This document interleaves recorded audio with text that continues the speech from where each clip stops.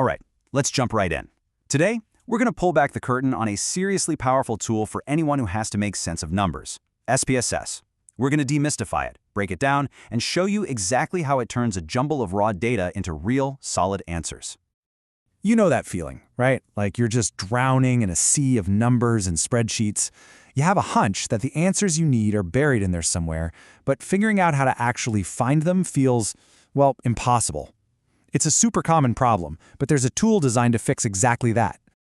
And that's our focus today. It's all about teaming that wild, chaotic data and finally putting you in the driver's seat. So what exactly is SPSS? The full name gives you a hint. Statistical Package for the Social Sciences. But don't let that fool you. Its use has exploded far beyond that. I mean, this thing first came out in 1968, which is practically the Stone Age in software terms. The reason it's still a heavyweight in universities, market research, you name it, is because it does one thing exceptionally well. It takes your numbers and helps you ask very specific questions of them. Okay, so to get your head around SPSS, the very first thing you need to understand is its workspace. It's kind of like it has a split personality, two different views that you're constantly going to be flipping between. And this, right here, is the absolute core concept of SPSS. On one hand, you've got the data view. It looks familiar, right? Just like a spreadsheet, full of your raw numbers. But then on the other hand, you have the variable view. Think of this as the instruction manual or the rule book for that spreadsheet. This is where you tell SPSS what all those numbers actually mean. And you can just click between these two worlds using the little tabs at the bottom. So let's start there, with that rulebook, the variable view. Because trust me, getting this part right before you do anything else is the secret to making everything else work smoothly. So in the variable view, every single column of data you have gets its own row here. And that row is its personal set of rules. We're going to zero in on the four most important settings you'll use: name, label, values, and measure. First up, the name. This is the short, techie name that SPSS uses behind the scenes. And it's picky. It has to start with a letter, it has to be unique, and it has to be pretty short. But here's the big one, the one that trips everyone up. No spaces. Not a single one. If you want to separate words, you got to use an underscore. And this is the brilliant solution to that whole no spaces problem. While the name has to be short and clunky, the label is where you can be descriptive. You can write out a full, beautiful sentence with spaces and punctuation and everything. And this label is what actually appears on your charts and tables, making your work readable to, actual humans. Now, the values column is like a little secret decoder ring for your data. Let's say in your dataset you're using the number 1 to represent male and 2 for female. Well, this is where you tell SPSS that. You say, hey, a value of 1 has the label male. That way, your final reports show nice clear words, not a confusing string of 1s and 2s. Okay, and now we come to the measure setting. And listen, this one is a huge deal.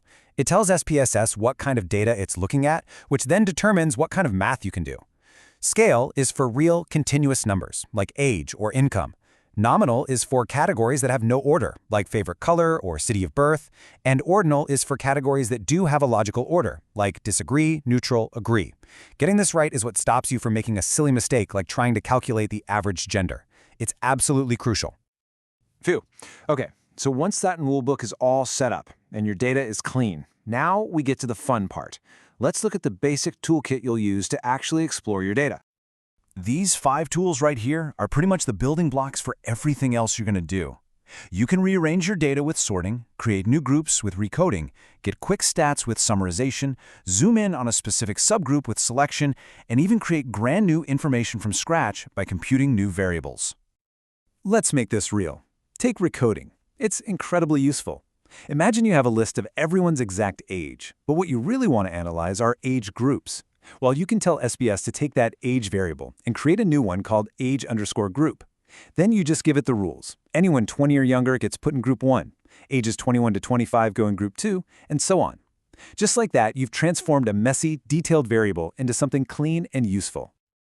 Compute is another one of my favorites. This is where you get to play scientist a little bit.